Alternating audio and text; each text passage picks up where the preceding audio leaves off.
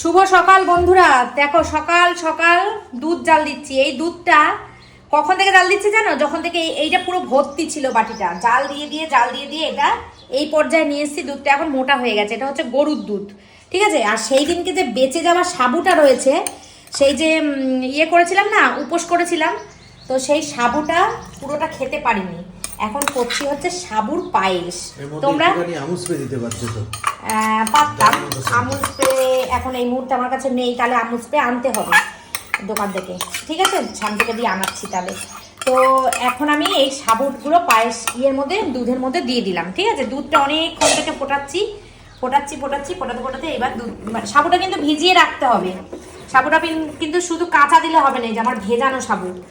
আর এরকম পাতলা দেখছো, এটা টেনে যাবে, সাবুর পায়েস তো অনেক টেনে যাবে। আর সকাল সকাল রান্নার অ্যারেঞ্জমেন্ট করে নিয়েছি। এই যে তেলাপিয়া মাছ, এই তেলাপিয়া মাছের সর্ষে বাটা করব। সর্ষে আর পোস্ত রেডি করে রেখেছি। এই যে সর্ষে আর পোস্ত দেখো রেডি করা রয়েছে। এর মধ্যে কাঁচা লঙ্কা দেবো, দিয়ে সর্ষে পোস্ত দিয়ে তেলাপিয়া মাছ করব। আর এখানে করব হচ্ছে হাঁসের ডিমের কষা। এই হচ্ছে আজকে আমার দুপুরের লাঞ্চ মেনু হবে।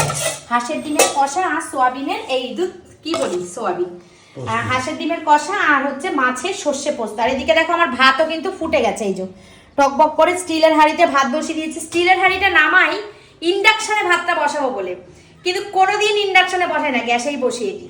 যাই হোক, স্টিলের হাঁড়িটা খুব সুন্দর ভাত হয়, একদম ঝরা ঝরা হেভি সুন্দর, সেই জন্য। আর কারা কারা তোমরা সাবুর পায়েস খেয়েছো বা কারা কারা তোমরা সাবুর পায়েস খাওনি, আমাকে কিন্তু তোমরা অবশ্যই কমেন্ট করে জানাবে, ঠিক আছে। এটার মধ্যে গুড় দিলে বেশি ভালো হতো, কিন্তু এখন কিছু করার নেই, আমার কাছে তো গুড় নেই। মানে হঠাৎ করেই পায়েসটা করছি, বেঁচে যাওয়া সাবুটা কি করব, তাই জন্য ভাবলাম তাহলে পায়েস করে নিই। এই হচ্ছে ব্যাপার। তো সকালটা এইভাবেই শুরু করলাম। বিকালবেলা নিমন্ত্রণ আছে আমাদের, সেখানে যাবো। অতিরিক্ত ঠান্ডায় না লঙ্কাগুলো নষ্ট হয়ে যায়। ও এখানে এখন লঙ্কাটা দেওয়া যাবে না, এটা আগে শুকনো ঘুরাতে হবে, ভুলে গেছি। শুকনো না ঘুরালে না কি বলতো, এটা ইয়ে হবে না, দানা দানা থেকে যাবে।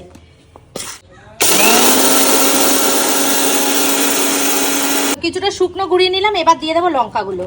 লঙ্কা দিয়ে এইবার দেবো জল। এইবার আর একটা দিলেই, পালিশ দিলেই হয়ে যাবে।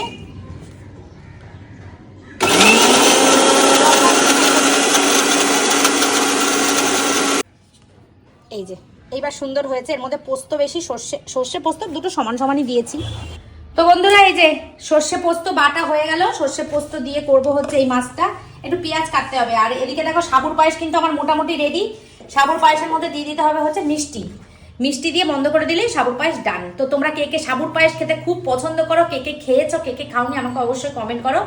আর সাবুর পায়েসের রেসিপিটা যদি চাও তোমরা, আমি একদিন অন্য একদিন তোমাদেরকে ভালো করে দিয়ে দেবো। অবশ্য রেসিপি বলতে কি, যেমন পায়েস রান্না করো সেরকমই পায়েস, শুধু সাবুটাকে ভিজিয়ে রাখতে হবে, ব্যাস।